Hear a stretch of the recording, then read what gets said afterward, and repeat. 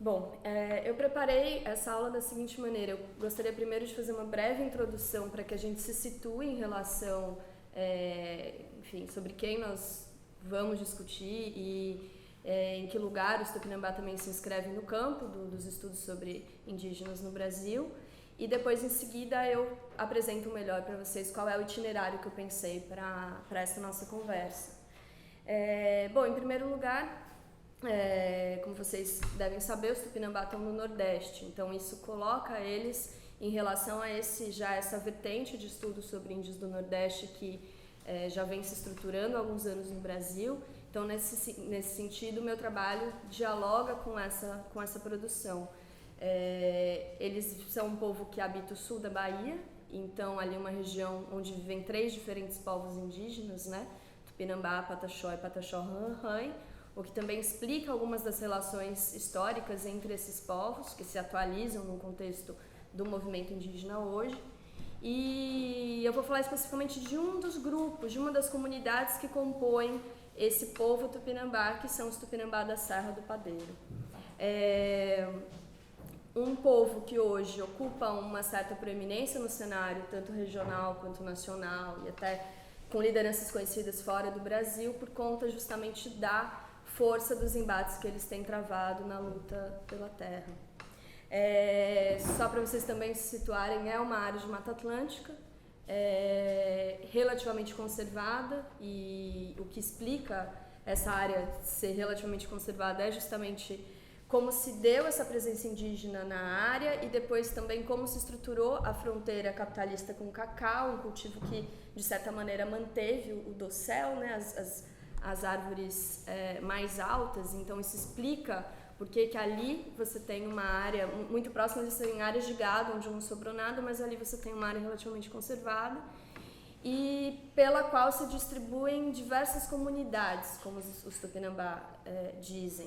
Comunidades que estão, então, descontínuas no território, mas que estão unidas por uma série de laços, de parentesco, de laços históricos e uma partilha de uma identidade comum, né? São mais de 20 comunidades. E em relação aos dados populacionais, tem uma série de questões com os dados do IBGE, os dados do Ministério da Saúde, mas aqui para os fins dessa nossa conversa, a gente pode ter em mente uma estimativa de cerca de 5.000 pessoas, e sendo os Tupinambá da Serra do Padeiro aproximadamente 500 pessoas, então uma comunidade grande, né? Eu tenho os meus interesses de pesquisa giram em torno então das formas de atuação política que os indígenas têm desenhado contemporaneamente, com foco no território. E por que o território? Porque eu entendo que, além de ser materialmente relevante, né, como um sustentáculo desses modos de vida, então aqui eu tento que a minha pesquisa dialogue muito concretamente com esses sujeitos da pesquisa e com seus interesses e projetos, mas ao mesmo tempo eu entendo que o território é uma chave analítica importante. Então eu tenho pensado sobre esses conceitos e categorias políticas que são criados na própria luta, como a própria luta enseja a produção de conceitos e categorias políticas. O meu objeto de pesquisa são as retomadas de terras realizadas pelos Tupinambá da Serra do Padeiro. E para quem não é familiarizado com isso, as retomadas são então ações de entrada em fazendas que estão dentro do território indígena, mas que estavam em posse de não indígenas, que haviam sido expropriadas. São ações, no caso dos Tupinambá, bastante significativas para a organização social desse povo, depois a gente vai discutir isso melhor, mas são quase 90 áreas retomadas só na Serra do Padeiro. Eu entendo que as retomadas elas são uma modalidade de intervenção política muito específica dos Tupinambá, que eles vieram criando desde que eles iniciaram, né, a opção por essa estratégia em 2004, e depois eu vou também discutir um pouco esse histórico. Mas é interessante pensar que, muito embora as retomadas sejam muito conhecidas no Brasil, elas são realizadas por outros povos desde os anos 70, 80, 90, não é algo que surge agora nos anos 2000, e são difundidas no Brasil todo, mas existe pouca produção ainda sobre essa temática, então isso é algo que chama a atenção. se por um lado existe uma série de trabalhos sobre outras formas de ocupação de terras, como Movimento Sem Terra e outros grupos, em relação às retomadas de terra especificamente, tem havido só nos últimos anos um certo boom de trabalhos sobre essa temática. Eu não vou ter como me aprofundar nisso, mas também só no intuito de situar vocês em torno de alguns dos marcos teóricos dessa pesquisa, né? Como eu já mencionei, é claro que ela dialoga com a produção sobre índios do Nordeste, mas também com uma certa historiografia que reconhece os indígenas como sujeitos históricos, dialoga também com trabalhos sobre mobilidade, sobre indígenas na cidade, sobre relações entre luta e parentesco e sobre expressões de mobilização camponesa indígena. Então, todo aí uma constelação de trabalhos que de alguma maneira tocam, né, a minha temática. E se eu quiser destacar uma noção que acho que é muito importante na pesquisa que eu estou desenvolvendo agora, é justamente a noção de viagem da volta, que o João Pacheco desenvolveu, porque pela amarração que vai fazer entre território e etnicidade, e acho que isso vai ficar mais claro conforme eu avance na exposição. Isso tudo para chegar finalmente ao objeto dessa aula, mais circunscritamente, que é o processo, dentro desse grande marco da retomada Tupinambá da Serra do Padeiro, é o processo de retorno dos parentes, ou seja, como a realização dessas ocupações de terras se relaciona ao regresso de numerosos indígenas que estavam vivendo fora do território em função da expropriação e que agora retornam para viver no território novamente. Mais adiante eu vou discutir como os Tupinambá pensam as retomadas de terras como um processo de retorno da terra. Eles vão dizer, grosso modo, que eles nunca saíram de lá, mesmo confinados, expropriados, eles continuaram no território e o território foi sequestrado em fazendas. Então agora, quando eles desatam essas ações políticas, é a terra que retorna para eles, e não eles que retornam para a terra. É um processo, um entendimento muito interessante que se relaciona com outros retornos também, com o retorno dos bichos, dos animais que estavam, em alguns casos, haviam diminuído, o retorno dos encantados, que são as principais entidades cosmológicas para os Tupinambá e que também foram vítimas do processo de expropriação, e o retorno dos parentes, que é sobre o que eu gostaria de me focar aqui. Então, falando em outras palavras, o que eu quero discutir aqui é justamente como se dá a construção de um sujeito político coletivo. Como se dá esse processo de mobilização nessa dupla acepção. Mobilização como engajamento de sujeitos na luta, mas também como manutenção continuada desse engajamento. Então, como se atualiza cotidianamente esse envolvimento dos sujeitos no processo de retomada. Feita essa grande introdução, eu pensei esse itinerário da aula dividido, grosso modo, em 3 partes.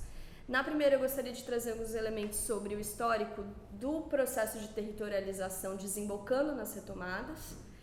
Num segundo momento, gostaria de caracterizar o retorno dos parentes, dar um pouco para vocês as dimensões dessa mobilização Tupinambá e trazer alguns exemplos. E num terceiro e último momento, discutir as relações entre retomada e parentesco, pensando aí em 2 argumentos possíveis. Como as retomadas levam à ativação de vínculos de parentesco que não estavam ativados, podendo levar de vínculos latentes, como eles se atualizam nesse contexto de luta, e por outro lado, como eu entendo que o processo de retomada ele até alarga o sentido de parente quando se deixa de colocar tanto a ênfase no sangue para descrever parentesco e se chega a uma definição de parente como aquele com quem se luta junto. Então esses são, grosso modo, os 2 argumentos que eu quero desenvolver aqui. Bom, sobre o processo de territorialização, eu vou começar de trás para frente dizendo para vocês qual é o quadro fundiário hoje na Serra do Padeiro, Como eu mencionei, são 89 retomadas de terras, sítios, ou seja, áreas que os Tupinambá conseguiram manter a despeito da expropriação, são mais de 40 sítios nessa aldeia. Já não há fazendas, porque eles retomaram todas, e, contudo, ainda há posses que estão nas mãos de não indígenas tidos como pequenos, pobres ou fracos, ou seja, sujeitos que os Tupinambá escolheram, como parte da sua estratégia, não retomar essas áreas nesse momento. Então, vocês podem imaginar que é uma coxa de retalhos, né? Você vai ter retomadas, sítios e posses de vizinhos não índios que estão aí envolvidos também nessa sociabilidade Tupinambá. Depois também eu vou desenvolver isso mais adiante, mas é importante já demarcar que essa é uma terra que ainda está em processo de demarcação. Já são 6 anos à espera da assinatura da portaria declaratória. É um processo que começou em 2004, ou seja, no mesmo ano em que começa essa tomada de terras, começa o processo de demarcação, um processo longo, marcado por uma série de violações dos prazos legais e que está paralisado há 6 anos. Eu não vou me estender nisso aqui, mas também só para vocês terem em mente que o que seriam os marcos iniciais da ocupação não indígena nessa área, né? Você tem ali um processo de tentativa de implementação de engenhos, no século XVII a constituição de um aldeamento jesuítico, que depois vai ser elevado a uma vila, e todos os processos associados a essa tentativa de penetração dos não índios, muito ligado ao cacau e ao turismo, porém você tem ali uma persistente presença indígena nessas áreas. E o avanço realmente mais contundente da fronteira capitalista só vai se dar no final do século XIX, e continua se dando e se atualizando ao longo de todo o século XX. Então você aí vai ter um cenário em que você sai de uma terra livre, de uma terra que tinha espaço para a reprodução desses modos de vida Tupinambá, espaço para mobilidade, e você chega nessa fixidez das fazendas e dos empreendimentos turísticos. Você sai da categoria que os Tupinambá, que regionalmente é conhecida como burara, pequenas posses, muito ligadas à subsistência e à manutenção desses modos de vida locais, para se chegar ao conjunto, que são várias fazendas que pretensamente pertencentes ao mesmo proprietário, claro que não indígena. Então, você se desenvolveu na área um conjunto de mecanismos expropriatórios já bastante bem estudados e documentados. Eu só vou mencionar alguns deles a título de exemplo, mas você tem ali uma série de trocas profundamente desiguais. Indígenas são levados a entregar a sua terra muitas vezes em troca de uma garrafa de cachaça ou de um pedaço de tecido e coisas assim. Execuções de dívidas, né, as famosas promissórias. Muitas vezes indígenas que sequer eram alfabetizados são levados a assinar esses documentos e perdem as suas terras. Falsificação de títulos, trapaça nas medições obrigatórias de terras, ameaça jagunçada, violência aberta, ou seja, uma constelação também de mecanismos que foram empregados com participação ativa do Estado, isso é muito importante demarcar, e aí se constitui localmente uma série de personagens, né? São jagunços, são os funcionários de cartório, que passam a ser muito relevantes nesse contexto, são os advogados, são os delegados, toda essa elite local, o Estado muito permeável também a essas relações. Às vezes a mesma figura é o fazendeiro, que é o delegado, enfim. E com isso se constitui, então, um cenário que se refina com a constituição de coronéis locais. Um desses coronéis é o Manuel Pereira de Almeida, que os Tupinambá vão conhecer como o dono dos direitos, ou o dono de Una. Ele era tão poderoso que ele era entendido como dono daquelas pessoas, daquele lugar, dos seus destinos. E eu falei da participação do Estado porque você tem aí no final do século XIX uma aprovação de uma lei estadual, que é a Lei 198 de 1897, que ela vai, então, simplificando muito, ela vai regulamentar esses mecanismos de legitimação de posse. Então vão ser distribuídos uma série de títulos de terras, e aqui é importante pensar os títulos de terras não como garantia de direitos, mas como mecanismo expropriatório. E você cria também uma série de distritos né, de delegacias de terras que vão, então, entrar nesse cenário para, de fato, expropriar os indígenas e criar esse cenário da fixação, do estabelecimento de fazendas, como eu mencionei. Gostaria de falar muito mais sobre isso, mas o tempo não é suficiente. Então, olhando para todo esse cenário que se impõe sobre os Tupinambá, como vivem os Tupinambá nesse contexto, né?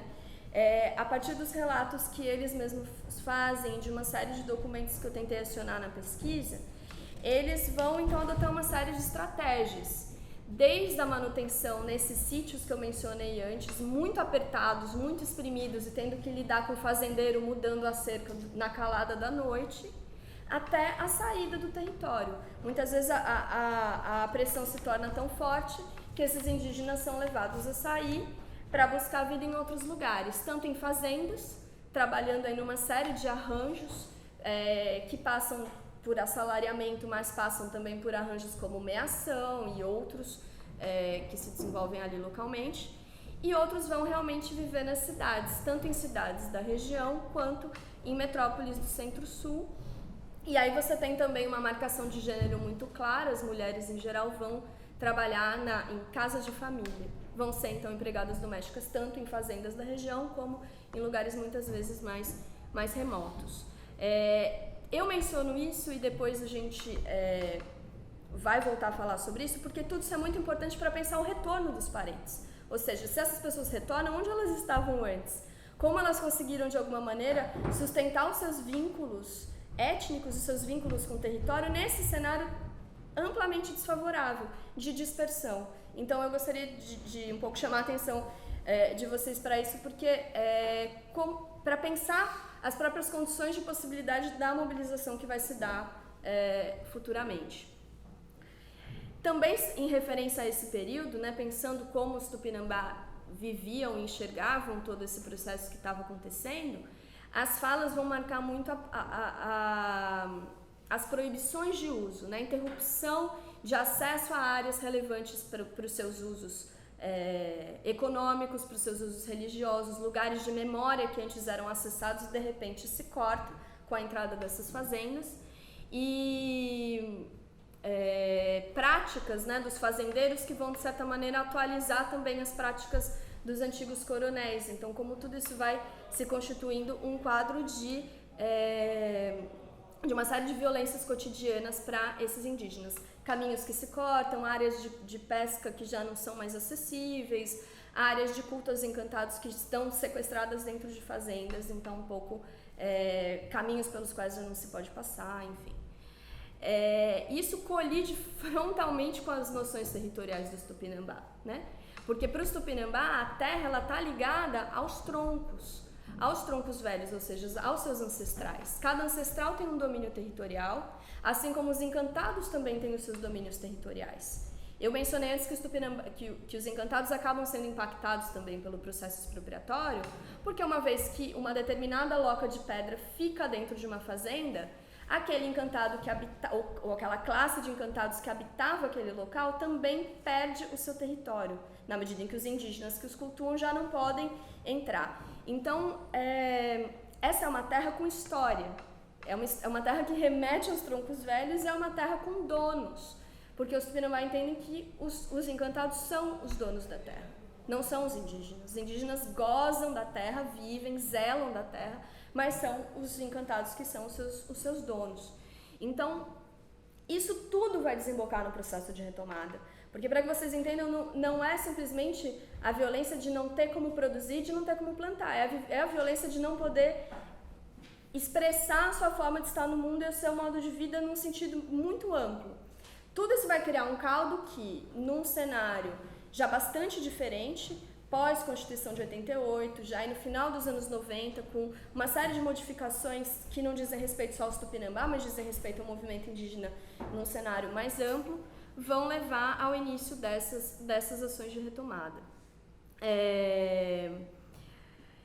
Que são, ao meu ver, parte de um projeto de criação de possibilidade de um modo de se viver bem. Os Tupinambá falam isso o tempo todo, a terra como um suporte para viver bem. E aí é claro que isso dialoga com uma série de outros processos, não só no Brasil, mas na América Latina, em que se vai pensar essas utopias coletivas, esses processos de construção de futuros possíveis, né? E também acho que é importante ter em mente que as retomadas de terras, elas são também um amplo processo de retomada da memória, né? Que vai ameaçar esses enquadramentos que são operados, vai desestabilizar esses enquadramentos operados pela memória hegemônica que sempre se impôs na região, que sempre foi a narrativa do pioneiro, sempre foi a narrativa dos coronéis. Quem está lá no busto, com o busto numa praça da cidade, claro que não é um indígena tupinambá, é o doutor Manuel Pereira de Almeida, que eu mencionei antes, que é o coronel. Então, como também o processo de retomada vai desestabilizar essas narrativas. Elas começam em 2004, como eu falei, até 2013 são realizadas 20 e poucas retomadas. 2013 é um marco importante, tem uma aceleração sem precedentes do número de retomadas, do processo de retomadas, tanto que chegamos hoje em 89. Então, de 2004 a 2013 são 20 e poucas, de 2013 para cá você chega num total de 89 retomadas. Claro que isso não se faz impunemente, você tem também uma ofensiva muito grande anti-indígena, com uso de forças paramilitares e também com o uso de forças militares, né? Em 2013, o então governador Jacques Wagner demanda o envio de forças de segurança, né, forças do aparato repressivo do Estado para lá, a presidenta Dilma aceita, então mais de 500 agentes de várias forças repressivas do Exército, Força Nacional de Segurança, entre outras, vão e militarizam essa área. Então tudo isso se dá em 2013, quando a estratégia dos Tupinambá atinge aí o ápice. Você também tem uma série de processos muito violentos que vão levar inclusive à morte de alguns indígenas. Eu não tenho como me aprofundar muito aqui nesse fio, né, nessa meada cada retomada tem obviamente a sua história em particular, as suas causalidades, isso é muito interessante também de ser pensado. Mas o que eu gostaria de enfatizar muito, fechando esse bloco, é a historicidade das retomadas. Como elas devem ser pensadas como um processo dinâmico e um processo que muda. Os Tupinambá, quando eles falam do período antes de 2013, eles dizem que eles viviam embolados. Ou seja, várias famílias extensas, várias pessoas vivendo na mesma retomada, porque você ainda tinha poucas retomadas, né? E eles dizem que hoje eles estão começando a viver esparramados, sendo que cada retomada vai estar associada a uma família extensa, às vezes até uma família nuclear. E eles vão ver esses dois cenários com vantagens e desvantagens, né? E vão refletir muito ativamente sobre isso. Eu acho que isso é importante demarcar. Enquanto se luta, se pensa na luta, para onde ela está apontando e como intervir nesse processo para se levar aos desfechos que coletivamente se quer criar. Então, cada retorno, a gente vai falar dos retornos de parentes, cada retorno precipita novas transformações. E cada parente que retorna encontra uma aldeia diferente daquele que retornou antes. Então, eu acho que qualquer descrição que seja cristalizadora das retomadas perde esse elemento que é a enorme capacidade e criatividade dos Tupinambá de reinventar o movimento enquanto fazem movimento. Em 2016 eu fiz um censo que contou quase 500 pessoas na Serra do Padeiro, e aí eu procurei também fazer aplicar questionários, né, para para documentar, enfim, bom, entender também, claro, as trajetórias das pessoas que vivem ali, e georreferenciei essas áreas, esses sítios e essas retomadas que eu mencionei para vocês antes. Então, mais adiante eu vou retomar essas trajetórias que eu tenho tentado agora sistematizar na elaboração da minha tese, para entender esse processo de retorno a partir dessas narrativas de cada sujeito. Então, avançando para o segundo momento da fala, pensando já no retorno dos parentes, eu mencionei, mas eu gostaria de voltar para a questão da diáspora, para como esses Tupinambá estavam esparramados no mundo. Eles falam, estávamos espalhados no mundo antes de que o processo de retomada começasse. Tem uma professora que eu entrevistei, que acho que até os 10 anos de idade ela tinha vivido em 11 fazendas, ou 9, não, eram 9 fazendas, ou seja, quase uma por ano, né? Os Tupinambás não se constituem uma mão de obra muito móvel que começa, né, a deambular por essa região. E eles vão oferecer nessas falas várias imagens muito fortes desse processo de dispersão. Eles vão falar, por exemplo, de um burro carregado de menino, ou seja, um animal que às vezes é a única coisa que a família tem, com os caçoás, né, as cestas do lado, cheias de criança, e vão tentar procurar um lugar para viver. Ou vão falar também, por exemplo, da ausência de lugar para enterrar o cordão umbilical. Você andar anos e anos e anos carregando o cordão umbilical do seu filho porque você não tem uma terra própria ou um lugar para enterrá-lo. A entrega de crianças para adoção, a prostituição no caso das mulheres, casos de loucura, de adoecimento, desaparecimento, morte, isso está presente em todas essas narrativas consideradas conjuntamente. Eu procurei fazer, como eu disse, um levantamento quantitativo e qualitativo dessas trajetórias. E aí aparece uma série de destinos, né, que são recorrentes, aparecem ocupações recorrentes também. Eu procurei também entender quais eram as situações de moradia, de posse da terra desses sujeitos nesse período de dispersão física e como também as redes de relações que eles mantinham levavam à escolha de determinados destinos ou levavam à obtenção de determinados empregos. Então isso foi ficando bastante claro a partir do cotejo dessas narrativas, que marcam muito, enfatizam muito a precariedade da vida fora do território, né? São falas de pessoas que presenciam execuções policiais em favelas, ou de pessoas que, por exemplo, alguém que se emprega na construção civil e não tem sequer onde morar e mora dentro do esqueleto do próprio prédio em construção, ou um derrubador de árvores na Amazônia que tampouco tem onde morar, mora ali num abrigo improvisado dentro da floresta. Então, claro, de novo, o caso das mulheres que vão sofrer todo tipo de abuso nessas casas de família. Então, são narrativas muito carregadas também, muito carregadas de trauma e que vão trazer esse elemento de isolamento, de confinamento. A cidade sempre é marcada como um local de confinamento em que você estranha tudo, em que você sente falta da comida, dos parentes, de um modo de vida muito mais livre, como eles demarcam, né? Tem algumas narrativas que são fantásticas, acho que eu não vou ter tempo de falar sobre elas, mas em que a cidade aparece como um lugar da doença e da morte. Isso é recorrente nas narrativas também. E a fazenda aparece como um lugar de proibições arbitrárias e de privações, né? Desde não pode comer o fruto do pé, o fruto cai no chão e apodrece, mas o fazendeiro diz que não é para comer, até não poder plantar, manter um quintal, manter uma horta, enfim. Então, me interessa discutir isso porque eu entendo que o sofrimento e a rememoração desse sofrimento tem um papel político muito importante no processo de retomada. Os Tupinambá o tempo todo ao estabelecer quais são as causas mais profundas da retomada, eles vão falar tanto do martírio dos antepassados, ou seja, dos massacres, desde o período colonial, até todas essas violências que esses sujeitos trazem, né, inscritos nos seus corpos também, enquanto lutam. Então, eu entendo que esses traumas, eles todos vão... o trauma da dispersão, tanto para os que ficaram como para os que saíram, que são transmitidos, né, ao longo das gerações, eles vão ser acionados no processo de retomada.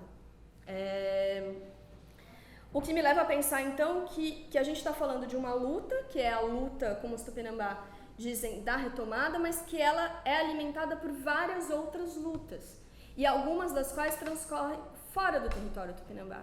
Então, eles têm, quando eles vão descrever, por exemplo, o que é criar os 5 ou 6 filhos sozinha na cidade, muitas vezes as mulheres vão descrever isso como uma luta também. E essas várias lutas que são acionadas e desembocam no processo de retomada. Mas também é importante demarcar aqui o que eles entendem como as dimensões mais positivas da saída da aldeia. Porque sair é enfrentar tudo isso que eu falei, é enfrentar o mundo dos brancos, discriminação, racismo, uma série de coisas, mas também é descobrir o mundo, é aprender. Aprender novas habilidades manuais, aprender a tirar cartas no tarô, aprender a cantar um estilo diferente que não se canta na região, e aprender histórias.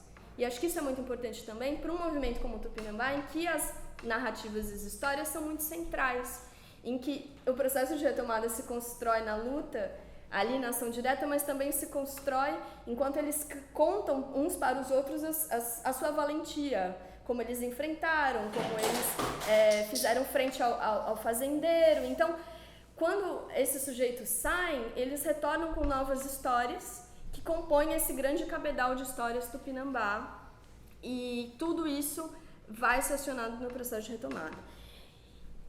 E eu já adiantei isso antes, mas gostaria de voltar para esse ponto, que eu acho que ele é central, que é essa tendência de manutenção de vínculos entre parentes e vínculos com o território. Aqui não tem contradição entre dizer que há rupturas, que parentes desaparecem, parentes morrem, tem famílias em que não se sabe o paradeiro de várias dos seus parentes que saíram, mas é incrível pensar como nessa conjuntura completamente desfavorável, o grupo étnico se manteve a ponto de você ter retornos de pessoas de 20, 30 anos depois e que voltam e se sentem chamadas a constituir esse movimento com os seus parentes. E aí, os Tupinambá, então, eles desenvolveram uma série de estratégias nesse período de dispersão, por exemplo, tentando não ir tão longe, tentando ganhar a vida ali num acampamento, no assentamento da reforma agrária próximo, ou trabalhando em uma fazenda perto, ou fazendo esforço, se eles já não tinham terra dentro do território, para comprar uma terrinha vizinha, ou preferindo as cidades vizinhas à saída para as metrópoles do Centro-Sul e outros lugares. Isso também é muito recorrente nas trajetórias. Mas mesmo quando eles saíam, você tem... se estabelece uma teia de cuidados e de vínculos que são mantidos nesse período e que são reforçados naquelas ocasiões em que eles conseguem voltar e visitar os seus parentes, seja em dias santos, seja por um adoecimento de alguém que vai procurar o rezador, o pajé. Então você tem aí essas pessoas dispersas, quem tem acesso a telefone ligando para os seus parentes, quem não tem acesso procurando de alguma maneira, acionando outros mediadores, manter. Então é um empreendimento coletivo sensacional. Esse povo disperso durante anos e anos e décadas tentando se manter em articulação. E como os Tupinambá acreditam que o vínculo de parentesco é tão forte que é possível você agir sobre o corpo ou a mente do seu parente mesmo à distância, isso é algo a ser levado em conta, né? Um rezador tão importante como João Ginot, por exemplo, já falecido, ele era capaz de falar com seu irmão que morava no Rio de Janeiro sem telefone, por conta do vínculo do sangue. Quando Glicéria Tupinambá é presa, com seu bebê de colo, ainda amamentando, adoece na prisão, tem uma mastite, esse quadro se agrava, ela conta que ela só melhora depois que a mãe dela, em sonho, a cura, faz ali um procedimento no seio dela. Então, todas essas narrativas, tanto para falar do passado quanto do presente, elas vão pensar nessas possibilidades, e eu acho que elas têm que ser pensadas também para entender o fazer político Tupinambá, como ele também se relaciona a essa visão de mundo especificamente que os Tupinambá têm.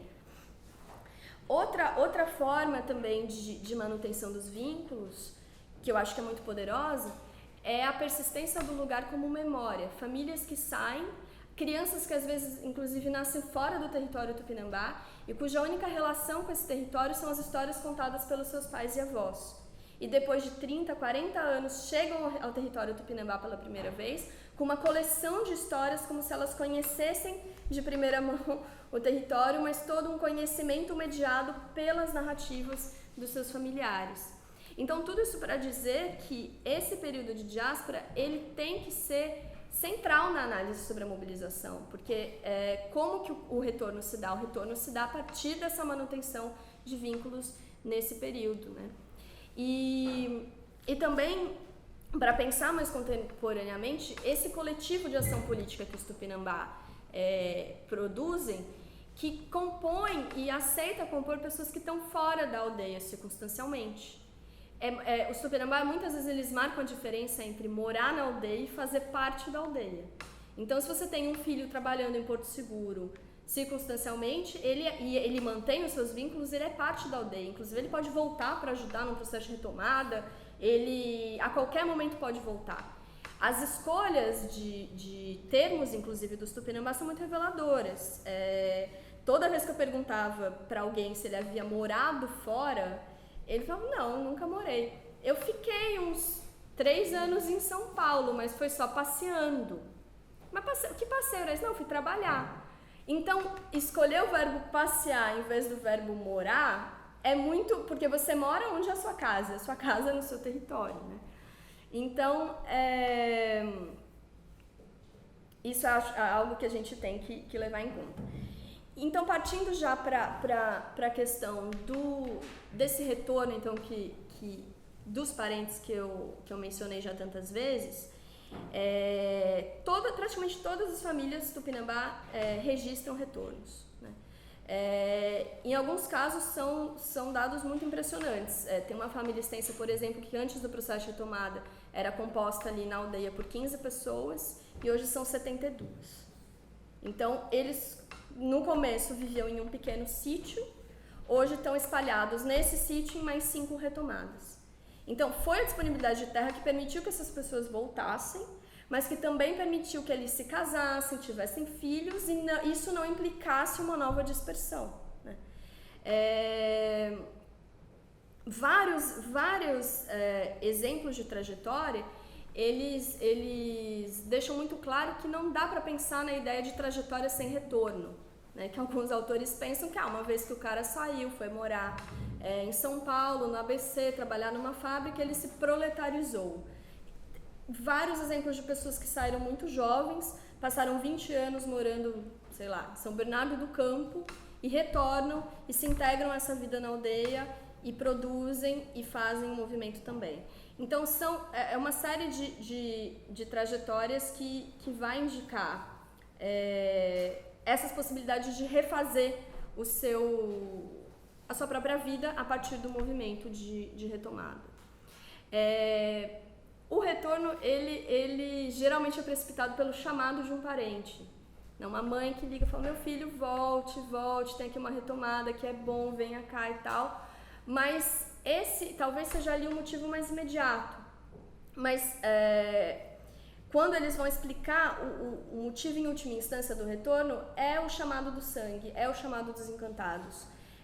De repente, você está morando na cidade, com tudo certo na sua vida, uma certa condição material razoável e tudo mais, e você enlouquece, você começa a ter sonhos recorrentes que são justamente oriundos da ação dos encantados, atuando para que esse sujeito volte e se some ao processo de mobilização. Então, como eu disse antes, que os encantados são os donos da terra, eles também são sujeitos e atuam nesse processo de mobilização, muitas vezes de forma bastante direta, entregando estratégias, entrando nas fazendas antes dos indígenas entrarem e provocando o retorno de uma série de indígenas. Por outro lado, eu só queria pontuar isso para fechar esse bloco também, se não há condições materiais para que esse retorno se efetive e se sustente, ele também não funcionaria, né? Então, você ter uma associação indígena forte, que é capaz de prover empregos, que é capaz de prover educação, não prover que a educação é uma escola estadual, mas que é resultado de intervenções muito fortes do movimento indígena para que se efetivasse. São direitos que só foram obtidos à base de muita pressão, tanto na área da saúde, quanto na área da educação, da seguridade social. Então, você constituir na aldeia um cenário de acesso a direitos, de acesso a bens, de acesso a empregos também para quem não necessariamente tem habilidade ou pode trabalhar no campo como agricultor, isso tudo constitui um cenário muito favorável, né? Então é possível pensar como o avanço na conquista de direitos, ele também impulsiona o processo de retomada e como essas duas coisas se retroalimentam. E também gostaria de dizer que esse engajamento no processo de construção da aldeia, no processo de retomada, ele não decorre de uma compreensão a priori do que é esse projeto, de tudo que ele implica, dos direitos indígenas. Muitas vezes as pessoas que se aproximam, elas vão se formar no processo da luta e entender esses elementos na sua vivência na aldeia. Então eu acho que tem muito mais a ver com uma aposta de uma possibilidade de vida entre parentes do que já com um engajamento prévio e a partir de uma compreensão total, né? Não é isso que acontece quando as pessoas se engajam. Elas fazem, de certa maneira, também uma aposta de que é possível construir outros futuros junto aos seus parentes. E acho que isso é muito interessante para a gente pensar movimentos políticos não só em relação aos indígenas, mas, enfim, né, mais amplamente também. Passando então para a última parte dessa fala, queria então pensar um pouco as relações entre parentesco e retomada, como eu comentei com vocês. Muito grosso modo, hoje a aldeia ela é organizada em alguns níveis, né? Num primeiro nível você teria ali os sítios e as retomadas, num segundo nível os domínios dos troncos velhos, ou seja, se entende que determinado ancestral vivia e ocupava essa área, que pode ser composta por várias retomadas e sítios, e depois você tem o nível da aldeia, né? Sendo marcado por várias figuras mediadoras também. Você tem os coordenadores de retomada, os chefes de lugar nos sítios, né, os chefes de famílias extensas, e você tem outras figuras de autoridade que não estão ligadas necessariamente a esses domínios, até você chegar ao cacique, ao pajé e outras figuras como professores, agentes de saúde, então uma série de presidente da associação indígena, então todas essas figuras que vão ser responsáveis pela gestão cotidiana da vida na aldeia, e todos esses elementos que vão desenhar como se dá a distribuição das pessoas nas áreas retomadas, nos sítios, etc. Então você tem ali um cenário que tenta levar em conta as condições materiais de cada família, as condições de trabalho de cada família, as condições de cada fazenda, de cada área, para se chegar a um desenho, mas conjugado com a ideia dos domínios, dos troncos velhos, para que cada grande tronco familiar fique próximo a onde vivia o seu tronco velho. São arranjos e rearranjos constantes, como eu disse antes, o movimento é o tempo todo redesenhado. Então, elementos como doença, gravidez, puerpério, fechamento de trabalho com pajé, redesenha isso o tempo todo, as pessoas se mudam. Amizades, inimizades, brigas, decisões estratégicas também em relação à proteção de determinadas pessoas, ou colocar alguém que conhece muito bem uma fazenda nessa fazenda. Então, todos esses rearranjos são constantes. Não é possível pensar numa estrutura engessada, né? O movimento não é engessado e a distribuição nas áreas tampouco. Então, acho que existem elementos de permanência, é claro, existem os domínios dos troncos velhos, como eu falei, que mais ou menos desenham esse território, mas existe também esse entendimento de que é preciso criar esses desenhos constantemente. Uma coisa interessante para marcar é o contraste entre os sítios e as retomadas. Os sítios, como eu falei, são aquelas áreas que, a despeito da expropriação, os indígenas conseguiram manter e que são, então, muito ligadas a uma família extensa, uma determinada família que tem ali o seu chefe de lugar e tudo mais, como a principal figura de autoridade. E você tinha contrastes muito interessantes entre sítio e retomada, porque uma série de acordos coletivos que valem para as retomadas não valiam para os sítios, porque se entende que esses chefes de lugar são também autoridades. Então, como também a própria figura do cacique tem o seu poder matizado pelo poder desses chefes de lugar. Então, por exemplo, quando uma família passa para a lei de crente e diz que não vai mais no toré, como eles dizem, de repente, a comunidade decide que ela não pode mais viver em uma retomada, porque se ela não vai no toré, o toré é constitutivo da retomada, ela está rompendo esse acordo coletivo, ela não vai mais viver na retomada. Mas ela nunca vai ser expulsa de um sítio, porque o sítio é o lugar que aquela família manteve ao longo do tempo. Então, você tinha ali uma série de contrastes para a gente também não pensar nesse território de forma homogênea. e relações que são negociadas constantemente. Conflitos entre troncos, conflitos entre partes de troncos, entre indivíduos, ou decisões do cacique que desagradam o chefe de lugar, tudo isso tem que ser negociado constantemente. E o né? Tanto em espaços mais oficiais, como espaços de reunião, da assembleia, como em outros espaços da fofoca, no uso do prestígio de determinadas famílias, uma série de uma costura muito complexa e que eu entendo que os Tupinambá têm sido bastante hábeis. Para quê? Para que como eu disse antes, mantenha a mobilização, para que você não atraia os parentes e depois, na primeira briga, todos saiam de novo, alguns até saem, mas para que você mantenha nesse fluxo de saídas e chegadas que é possível identificar, para que a tendência seja uma tendência de retorno, é preciso pôr, então, em prática uma série de habilidades políticas ligadas à convivência, e a convivência com a divergência, com os desiguais, com as brigas e com as imagens que um tronco familiar, por exemplo, faz do outro, um parente que chama o outro de preguiçoso, o tido como preguiçoso que chama o outro parente de ganancioso porque trabalha demais. Então, tudo isso é negociado constantemente. Porém, como eu disse antes também, as coisas estão mudando, né? Não sei se vocês se lembram, eu mencionei que antes se vivia embolado, hoje se vive mais esparramado. Antes, vários membros de diferentes famílias extensas viviam na mesma retomada. E hoje você tem uma tendência às retomadas estarem mais identificadas a uma família extensa, o que as torna muito mais próximas de um sítio, se você parar para pensar. Então, de novo, fica aqui bastante claro como essas descrições muito cristalizadas não dão conta do que é esse modo de fazer política tupinambá. E, sim, como eu mencionei antes também, né, parentes que lutam juntos brigam, parentes que lutam juntos discordam. É muito comum, bastante comum realmente, encontrar pessoas que não se falam, que estão brigadas por algum motivo, mas que na hora da bala, na hora de ir pra cima, uma entra para defender a outra. E quando eu pergunto, nossa, mas você não fala com fulana, não sei quanto, 4 anos?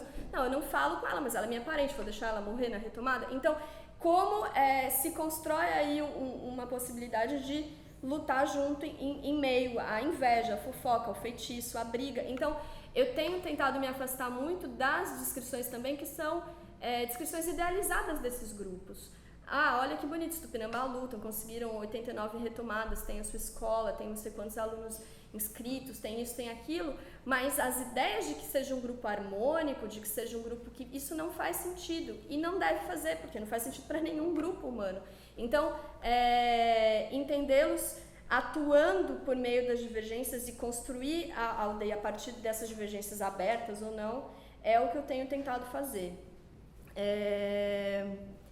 E vejo, como eu falei também, esforços para tentar equilibrar, por exemplo, a representação dos troncos, né, alternâncias em quem dirige a associação. Então, de repente, a diretora da escola é de um tronco, a diretora da associação é de outro. Então, uma série de estratégias que vão ali sendo desenhadas por eles. E também, aqui voltando para o tema mais circunscrito do nosso debate, o próprio processo de retorno de parentes interfere também nisso, né? Tem retornos que são profundamente disruptivos.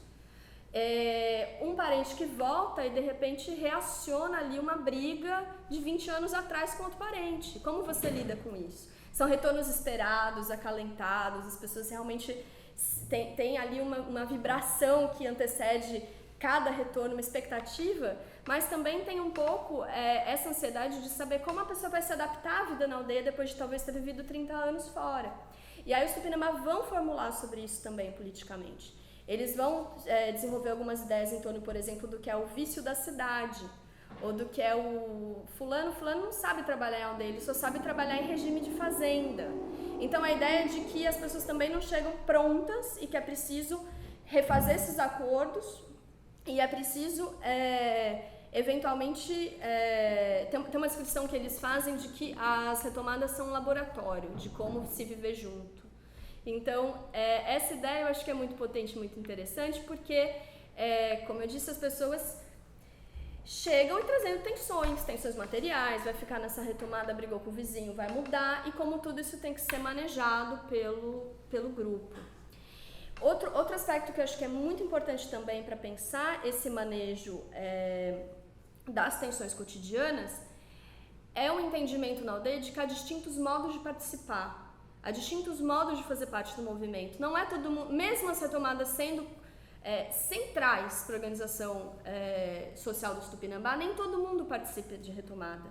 Tem gente que fala, não, meu coração não dá, eu fico muito nervoso, eu não vou. Ou tipo, olha, desde o começo que eu entrei... Tem gente que não diz porquê, tem gente que diz, olha, desde que eu entrei aqui, eu já avisei logo o cacique que eu iria em tudo, mas eu não faria retomada.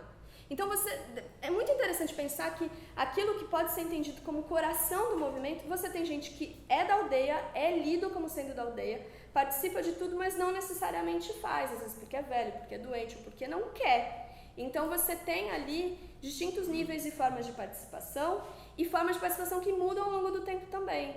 Eu me lembro muito bem de uma família que, antes de 2013, eles eram muito discretos na participação nas atividades comuns da aldeia, e eles não participavam de retomadas, nunca iam, eles ficavam muito discretamente no sítio deles. Só que em 2013, como esse sítio está ao lado de uma retomada importante, eles foram sitiados pelo fazendeiro, e eles ficaram sob fogo cruzado durante muito tempo. E os parentes, os outros, que estavam mais na linha de frente, cercaram e os defenderam. Então eles saem desse cenário, desse evento, profundamente envergonhados, isso eles dizem, eles falam, nossa, eu nunca havia participado de retomada, mas naquele momento os meus parentes foram os primeiros a me defender, senão eu estaria morto aqui com a bala do fazendeiro. Então eles saem e se somam às retomadas e vão bastante ativos e fazem 3, 4 retomadas depois disso. Então esse exemplo é só para dar conta de que, assim como o movimento muda, também as formas de engajamento mudam. E, de novo, não quer dizer que as pessoas concordem, né, com a forma como cada um luta. Tem gente que diz, fulano só quer a parte boa, não vai fazer retomada. Não, Beltrano quer mandar em todo mundo. Então, essas tensões, a representação que alguns fazem de si como mais corajoso ou como mais engajados e dos outros como menos, também são negociadas o tempo todo.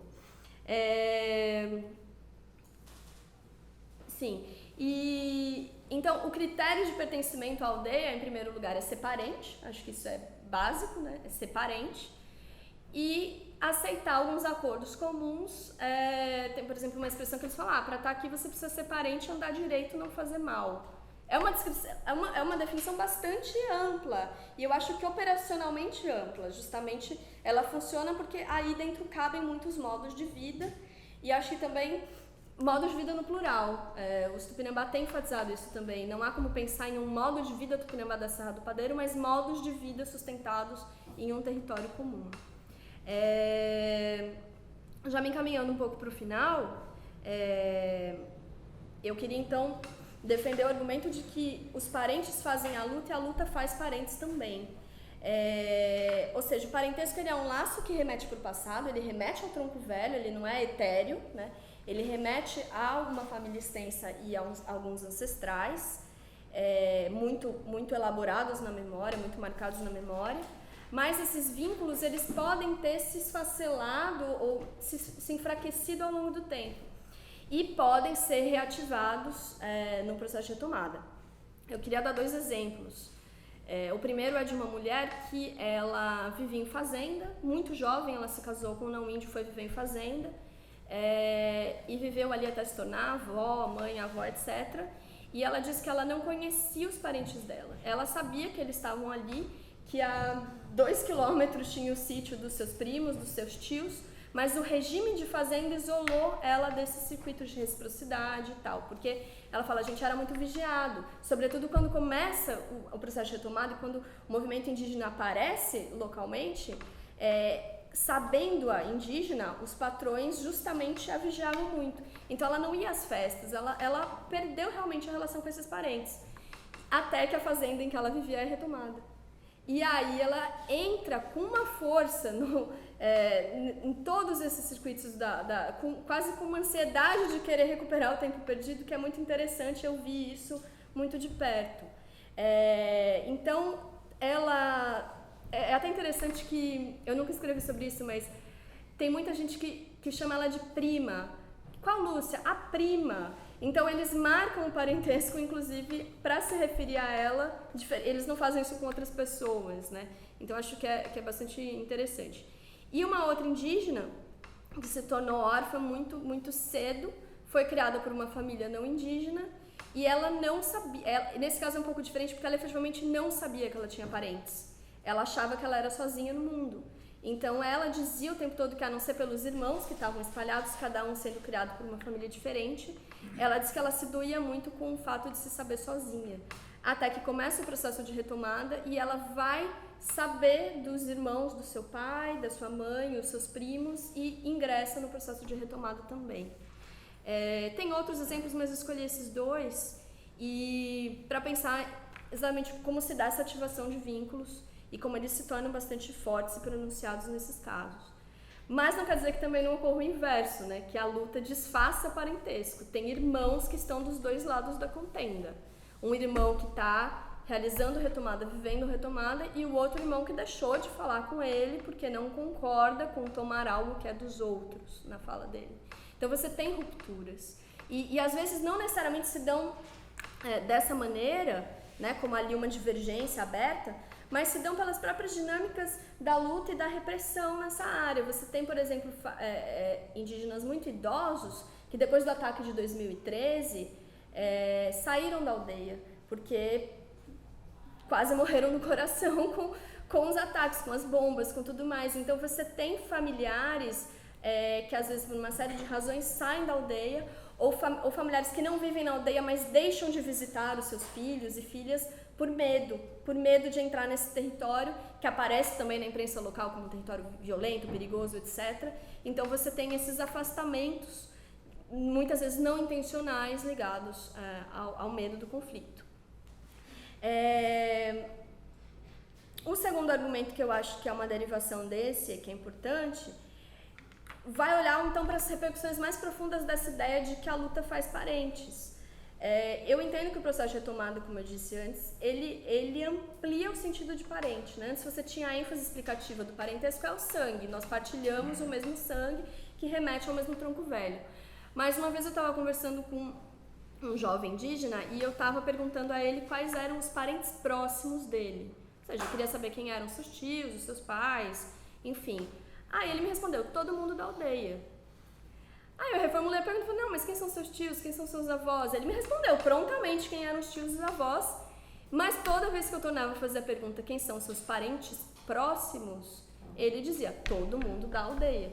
Então, a gente precisa levar em conta que tipo de laço, de vínculo profundo que se desenvolve com quem luta junto, com quem às vezes passa 12 horas dentro de um oco de uma árvore resistindo ao ataque da Polícia Federal, com quem vai partilhar a vida, a construção da vida ali nos escombros de uma área retomada, com quem de repente não se entende ou não é parente de sangue, ou seja, são de famílias extensas diferentes, mas naquele momento que eles viviam embolados, vai criar vínculos muito profundos e duradouros a ponto de hoje escolherem continuar morando juntos a despeito de não serem da mesma família extensa. Então eu acho que pensar parentesco, no caso Tupinambá, pelo menos, é pensar na relação com o processo de retomada e como isso é construído contemporaneamente por eles. Acho que era mais ou menos isso que eu queria falar. Obrigada.